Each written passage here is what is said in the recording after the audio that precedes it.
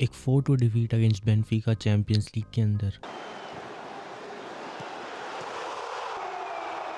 Round of 16 exit Copa del Rey में, वो भी एक सेकंड डिवीजन क्लब के अगेंस्ट।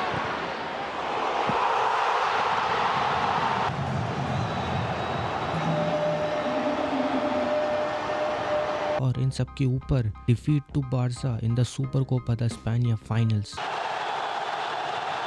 और ये सब तब हो रहा है जब टीम में प्लेयर्स हैं लाइक एम्बाप्पे, विनी, ट्रेंट, बेलिंगम एक्सेट्रा। पर ये सब रियल मैड्रिड के लिए कोई नई बात नहीं है। आज से लगभग 22 साल पहले भी रियल मैड्रिड एक सिमिलर सिचुएशन में थी, जब एक स्टार स्टडेड टीम स्ट्रगल कर रही थी जीतने के लिए, और प्रॉब्लम तब भी वही थी जो आज है। आज की इस वीडियो में बात करेंगे उसी फेलियर की और समझेंगे कि आज की सिचुएशन कैसे सिमिलर है।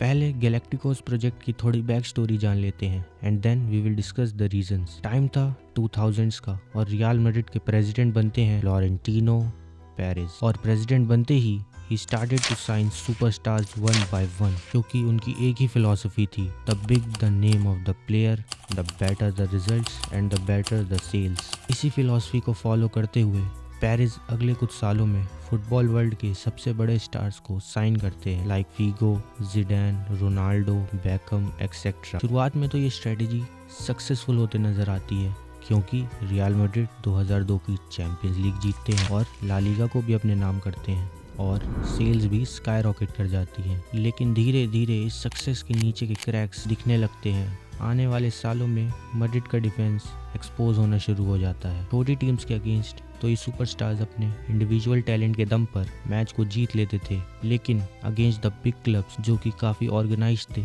उनके अगेंस्ट इन सुपरस्टार्स का टैलेंट भी काम नहीं आता था। अब ये पूरी कहानी सुनकर क्या तुम्हें आज की रियल मैड्रिड की याद नहीं आती? वही बिग सुपरस्टार साइनिंग्स, वही इनिशियल सक्सेस, वही बड़ी टीम्स के अगेंस्ट स्ट्रगल और वही अनसेटिस्फैक्टरी रिजल्ट्स। तो चलो अब जानते हैं कि 2000s की प्रॉब्लम के पीछे क्या रीजंस थे और कैसे वो रीजंस आज भी रेलेवेंट हैं। तो पहला रीजन और शायद सबसे स्ट्रॉन्ग रीजन था excessive focus on attacking players. Perez ने जितने भी सुपरस्टार साइन किए वो सब अटैकिंग प्लेयर्स थे, बेकम, जिडान, फीगो और रोनाल्डो, जिस वजह से टीम में एक डिफेंसिव टेम्परामेंट कम हो गया और टीम ओवरलोड हो गई अटैक के अंदर। जैसे इस टाइम टीम अटैक में ओवरलोडेड है with Mbappe, Vini, Rodrygo, Bellingham, Arda, Brahim etcetera. दूसरा रीजन था lack of quality in defence because of two reason. पहला कि सेंटर बैक्स और फुल बैक्स को साइन ही नहीं किया गया, एंड दूसरा कि जो एग्जिस्टिंग डिफेंसिव प्लेयर्स थे उन्हें अब्रप्टली सेल कर दिया गया विदाउट प्रॉपर रिप्लेसमेंट, जिसका सबसे प्रोमिनेंट एग्जांपल है Claude Makelele, who was a defensive midfielder जिनको 2001 में विदाउट एनी रीजन सेल कर दिया गया, even though he was a great defensive unit, and top of that उनकी जगह किसी रिप्लेसमेंट को भी साइन नहीं किया गया। तीसरा रीजन था lack of managerial stability because during the galacticos era many managers were sacked और हर मैनेजर की स्ट्रेटेजी दूसरे मैनेजर से बिल्कुल डिफरेंट थी, जिस वजह से प्लेयर्स को काफ़ी प्रॉब्लम फेस करनी पड़ी, क्योंकि जब तक वो एक मैनेजर की स्ट्रेटेजी को अडेप्ट कर पाते थे तब तक कोई दूसरा मैनेजर अपॉइंट कर लिया जाता था। ये सेम रीज़न आज की मैड्रिड पर भी अप्लाई होता है, क्योंकि पिछले 1.5 साल में 2 मैनेजर्स ऑलरेडी सैक हो चुके हैं एंड एरिबोला का फ्यूचर भी सर्टेन नहीं है, क्योंकि वो भी कुछ खास रिजल्ट्स दे नहीं पा रहे। फोर्थ रीजन था ड्रेसिंग रूम डिवाइड, क्योंकि टीम क्लियरली 2 फैक्शंस में डिवाइड हो चुकी थी, the star player faction and the non star faction,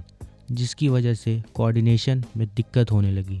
managers were forced to favour the superstar even if they are not performing well. Similarly आज की Real Madrid में dressing room divided है but between the players and managers. Players managers की strategy को follow ही नहीं करते, जो कि जाबी के फाइनल डेज में काफ़ी ज़्यादा एविडेंट था। Last but not the least, 5वां रीज़न था सुपरस्टार प्लेयर्स पर पड़ता मीडिया प्रेशर, जिसकी वजह से उनका कॉन्फिडेंस डाउन हो गया और धीरे धीरे उनकी परफॉर्मेंस भी डाउन होने लगी, जो चीज़ करंटली भी रियल मैड्रिड के साथ हो रही है। ये यंगस्टर्स मीडिया प्रेशर हैंडल ही नहीं कर पा रहे और जिस वजह से ये पिच पर कई बार अपना कंपोजर लूज करते दिखाई पड़ते हैं। चाहे वो 2000s की मैड्रिड हो या आज की स्ट्रगलिंग मैड्रिड, एक बात जो कभी नहीं बदलेगी वो ये है कि Real Madrid are known for comebacks, और उस 2000s के फेज के बाद मैड्रिड ने क्या क्या अचीव किया वो बताने की ज़रूरत नहीं। तो मैं ये होप करता हूँ